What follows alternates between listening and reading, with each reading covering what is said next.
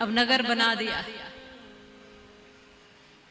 शील निधि नाम का राजा, रूपवती व उसकी कन्या हाथ ये देखने लगे, मन में सोचने लगे ये मुझे मिलनी चाहिए, इसका स्वयंवर करना है महाराज, बताओ तो कैसा वर मिलेगा। मन ही मन सोचते हैं ये तो मेरे ही हिस्से में आनी चाहिए, इसका वर तो मैं ही बनना चाहिए, लेकिन मेरे रूप पर कैसे ये स्वयंवर में मेरे गले में वरमाला डालेगी, तो कुछ तो किया जाए। सीधे पहुंच गए भगवान विष्णु के पास कि प्रभु आपसे थोड़ी मदद चाहिए, इतने दिन भजन करके आया हूँ, कुछ तो मदद कर ही दो। कि क्या चाहिए?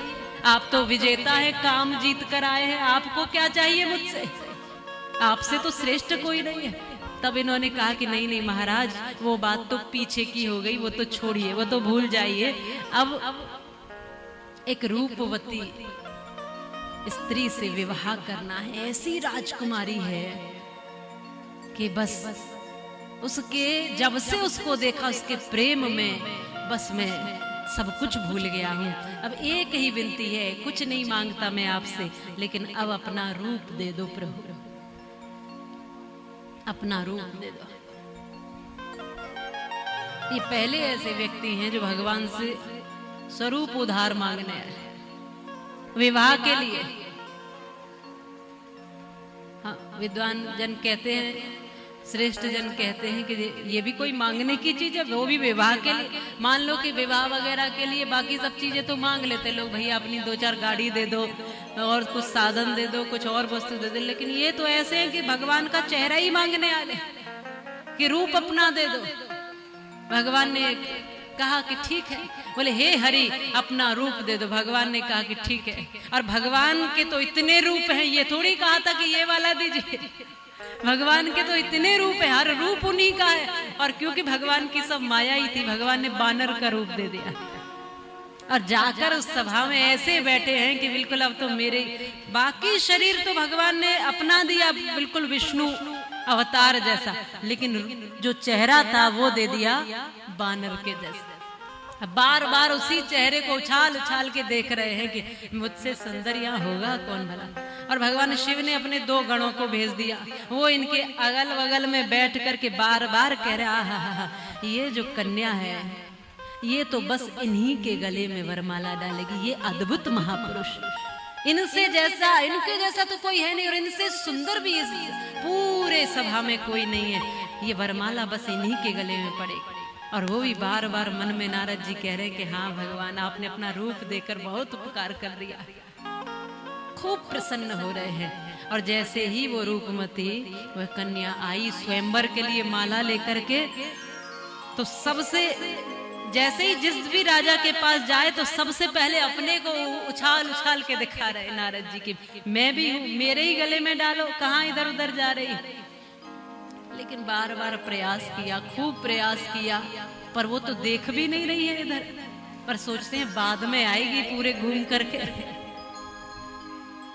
सब तरफ चली गई, जब इनके पास नंबर आया तो देख करके और थोड़ा सा मुंह तिरछा करके आगे बढ़ी, तो नारद जी कहते ऐसे स्वरूप को भी इसने स्वीकार नहीं किया। अब वो वरमाला किसके गले में डालेंगे? तो भगवान विष्णु स्वयं ही इतना सुंदर रूप धारण करके उस सभा में आए, और इस कन्या ने, मानो इस सुंदरी ने, इस राजकुमारी ने भगवान के गले में वरमाला डाल दी और विवाह हो गया। बहुत क्रोध आया मन में कि इतने सुंदर रूप पर भी बताओ वरमाला नहीं डाली। तो जो गण थे उन्होंने कहा कि देखो इतना सुंदर रूप था इसलिए तो नहीं डाली। कहा क्यों, क्या हो गया इस स्वरूप में, क्या है? बोले देखो तो सही एक बार।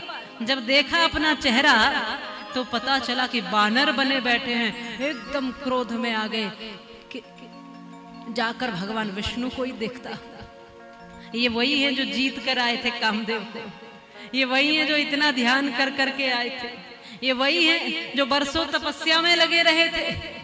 इसलिए कोई ये सोचता है कि मैंने कुछ प्राप्त कर लिया है, अब मैं भगवान बन गया हूं, तो भूल है वो हमारी।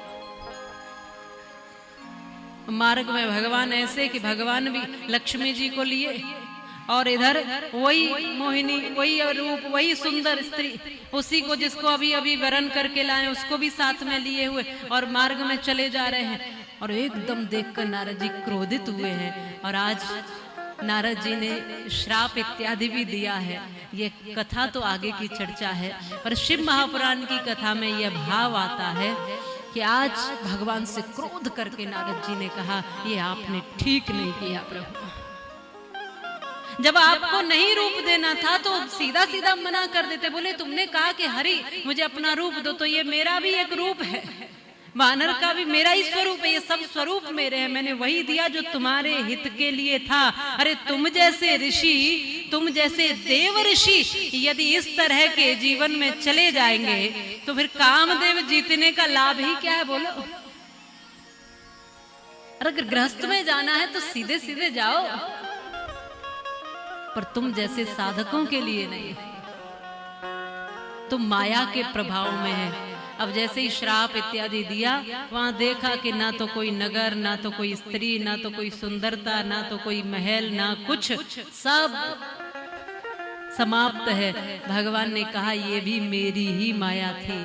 तुम जो उछल उछल के कह रहे थे कि मैं कामदेव को जीत कर आया हूँ, एक सुंदर स्त्री सामने आई तो तुम्हारा वो जीतना सब समाप्त हो गया। तुम जाकर तपस्या कर रहे थे हिमालय पर, और हिमालय पर कामदेव जीत भी लिया तो क्या बड़ी बात हो गई। जब समाज में आए, जहाँ कसौटी हुई, जहाँ परीक्षा हुई, वहीं पर तुम विफल हो गए। इसलिए कई बार कहते हैं कि ध्यान मन में होता है, वन में नहीं होता।